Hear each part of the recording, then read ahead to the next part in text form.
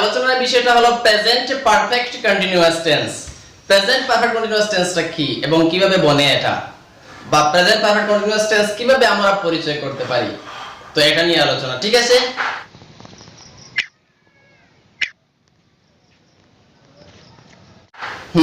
তাহলে ভিডিওটা শেয়ার করবে অন্যদের সাথে, আর যদি পারো তাহলে পছন্দ হয় তাহলে তো লাইক করতে পারো।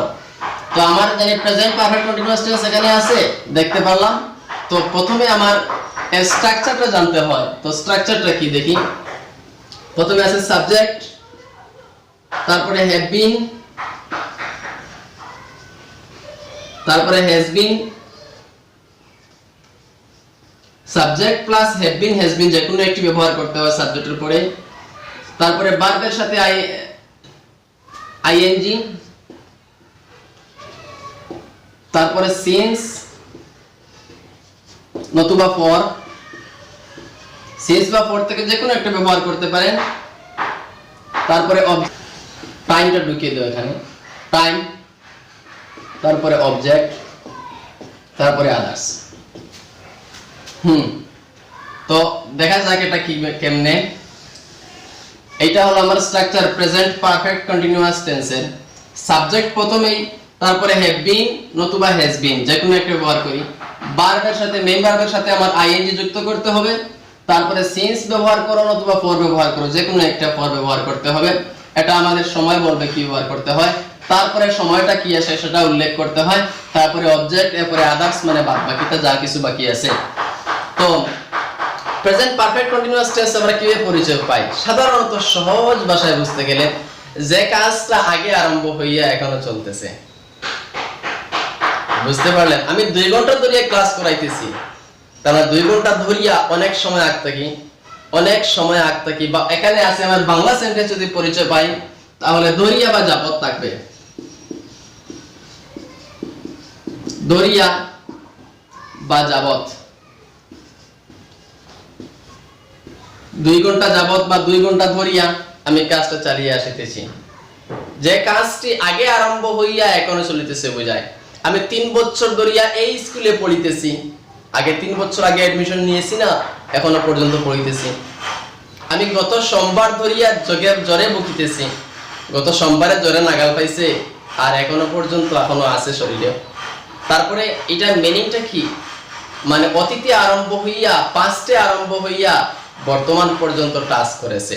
অতীতে কোনো কাজ আরম্ভ হইয়া এখনো পর্যন্ত টাচ করতেছে, বর্তমান সময় পর্যন্ত আইয়া সুই নিছে। সেই সেন্টেন্সটারে আমরা প্রেজেন্ট পারফেক্ট কন্টিনিউয়াস টেন্সে করতে লাগবো। বুঝলাম?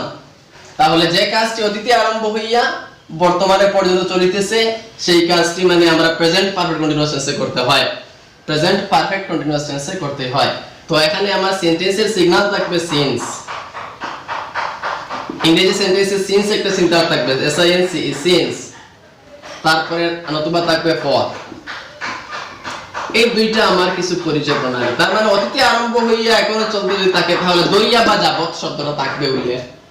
আর ইংরেজি সেন্টেন্সের সাথে সিন্স বা ফর সংযুক্ত থাকবে। নেগেটিভ সেন্টেন্স না, কিন্তু পজিটিভ অ্যাফার্মেটিভ সেন্টেন্স হতে হবে, পজিটিভ সেন্টেন্স হতে হবে। নেগেটিভ সেন্টেন্স হলে প্রেজেন্ট পারফেক্ট টেন্সে করতে লাগবে। তাহলে নেগেটিভ না, অ্যাফার্মেটিভ সেন্টেন্স হতে হবে। অতীতে আরম্ভ হইয়া এখনো পর্যন্ত চলিতেছে যদি বুঝায় তাহলে প্রেজেন্ট পারফেক্ট কন্টিনিউয়াস টেন্সে করতে হয়। एग्जांपल আমরা কয়টা দেই তাহলে বুঝতে পারবো। সিন্স ফর বা ধরিয়া যাবত থাকবে। I suffer since Monday last.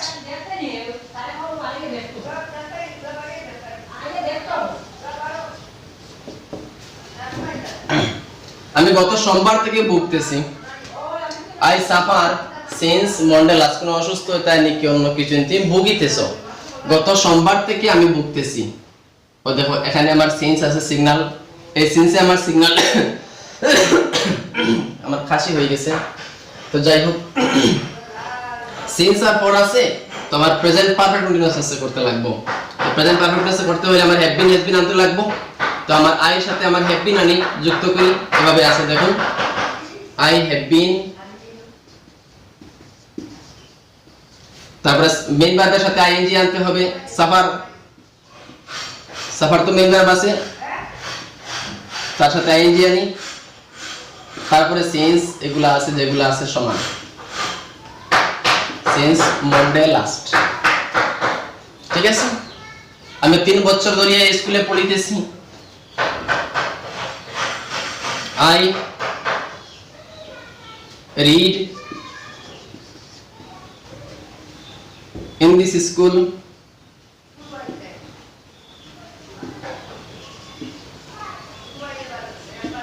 for 3 years. আমি 3 বছর ধরে এই স্কুলে পড়িতেছি। রিডটা আমার ব্র্যাকেটে আছিল, তাহলে আমি বলতে পারি এখানে হবে I have been reading, read এর সাথে ING, I have been reading since না for, হ্যাঁ for 3 years। আমি 3 বছর ধরে এই স্কুলে পড়িতেছি বা 3 বছর যাবত এই স্কুলে পড়িতেছি। কোন কাজ আগে আরম্ভ হইয়া এখনো চলিতেছে এই রূপ বুঝাইলে প্রেজেন্ট পারফেক্ট কন্টিনিউয়াস টেন্সে করতে হয়। তো এখন আমাদের ব্যবহার আছে সিন্স এবং ফর এর ব্যবহার। সিন্স কোন সময় ব্যবহার করতে হয় আর ফর কোন সময়, কখন থেকে, অর্থাৎ ধরো কোনো কাজ শুরু হয়েছে, ধরো হয়তো বলছি সকাল থেকে শুরু হয়েছে, তাহলে কখন থেকে বোঝাচ্ছে তখন হবে সিন্স। আর যদি বলো ধরো 3 ঘন্টা ধরে কাজটা হচ্ছে বা 3 ঘন্টা ধরে বৃষ্টি হচ্ছে, তখন হবে ফর, তখন তাকে বলা হয় পিরিয়ড অফ টাইম। অর্থাৎ সিন্স কথার অর্থ হলো পয়েন্ট অফ টাইম, ফর কথার অর্থ হলো period of time. So since stands for point of time and for stands for period of time। আমরা সরাসরি উদাহরণে আসবো, দেখো কিভাবে আমরা বুঝে নেব যে কোথায় সিন্স এবং কোথায় ফর বসে। দেখো আমরা এখানে 2010 সাল থেকে বসবাস করিতেছি, অর্থাৎ 2010 সাল থেকে বসবাস করছি, অর্থাৎ টিল নাও এখনো বসবাস করছি, তাই এটি প্রেজেন্ট পারফেক্ট কন্টিনিউয়াস টেন্স। সেক্ষেত্রে নিয়মটি কি, দেখো we have been living here, আমরা এখানে বসবাস করছি ড্যাশ 2010 2010 সাল থেকে। এখানে আমরা ফর দিতে পারবো না, কারণ 2010 সাল থেকে বোঝাতে গেলে এখানে সিন্স দিতে হবে, অর্থাৎ 2010 সাল থেকে, অর্থাৎ সিন্স কথার অর্থ হলো কখন থেকে, অর্থাৎ পয়েন্ট অফ টাইম, অর্থাৎ কখন শুরু হয়েছিল বা কবে শুরু হয়েছিল সেটা বোঝাতে সিন্স বসে। দেখো এই বাক্যটিকে একটু ঘুরিয়ে লেখা হয়েছে, এখানে আমরা এখানে 10 বছর ধরে বসবাস করছি, এখানে 10 বছর ধরে বসবাস করছি, অর্থাৎ এখানে টাইমটা কত, 2009 সাল বা 10 সালে শুরু হয়েছিল, এখনো বসবাস করছি, অর্থাৎ টোটাল স্প্যানটা কত, ডিউরেশনটা কত, অর্থাৎ পিরিয়ড অফ টাইম কতক্ষণ হলো, অর্থাৎ এখানে লেন্থ অফ টাইম বা পিরিয়ড অফ টাইমটা বোঝাচ্ছে, তখন কি হবে ফর বসবে, সেখানে কিন্তু আমরা সিন্স ব্যবহার করতে পারবো না। তাই উত্তরটি এখানে হবে we have been living here for 10 years.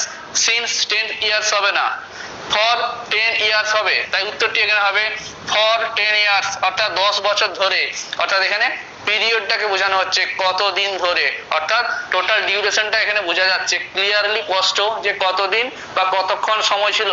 আর সিন্সের ক্ষেত্রে কি হয়েছে দেখো, কতক্ষণ সময় সেটা কিন্তু বোঝা যাচ্ছে না, কবে শুরু হয়েছিল সেটা বোঝাচ্ছে, অর্থাৎ 2010 সালে শুরু হয়েছিল এবং এখনো চলছে, অর্থাৎ এখন এবং 2010 সালের মাঝে যে গ্যাপটা কতটা সেটা এখানে ক্লিয়ার নয়, তাই এখানে সিন্স বসেছে।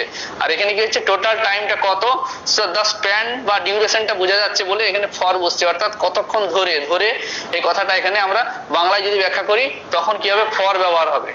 সকাল থেকে বৃষ্টি হচ্ছে, পরের উদাহরণটি দেখো, সকাল থেকে অর্থাৎ বৃষ্টি শুরু হয়েছিল সকালে, এখনো চলছে, সকাল থেকে এখন পর্যন্ত কতক্ষণ টাইম বোঝা যাচ্ছে না কিন্তু চলছে, অর্থাৎ অনেকক্ষণ ধরে চলছে, তাই কখন শুরু হয়েছিল দ্য পয়েন্ট অফ টাইম বোঝাচ্ছে। সেক্ষেত্রে এখানে উত্তরটি হবে ইট has been raining since morning, অর্থাৎ সকাল থেকে, সিন্স বলতে এখানে থেকে, সকাল থেকে, ফর মর্নিং হবে না, সিন্স মর্নিং, অর্থাৎ সকাল থেকে বৃষ্টি হচ্ছে, present perfect continuous tense it has been raining since morning. এই কথাটিকে ঘুরিয়ে দিচ্ছি, দেখো ধরো 3 ঘন্টা ধরে বৃষ্টি হচ্ছে, সকাল থেকে শুরু হয়েছিল এখনো চলছে, অর্থাৎ 3 ঘন্টা ধরে বৃষ্টি হচ্ছে, এক্ষেত্রে টাইমটা কত আমরা ক্যালকুলেশন করতে পারলাম, দ্য ডিউরেশনটা কত, পিরিয়ড অফ টাইমটা কত, we can calculate the actual duration, কতক্ষণ চলছে বুঝতে পারছি, তখন কি হবে for. It has been raining for 3 hours, তখন কিন্তু সিন্স 3 আওয়ার্স হবে না। This is an important grammar, this is an important common error. আশা করি তোমরা বুঝতে পেরেছো।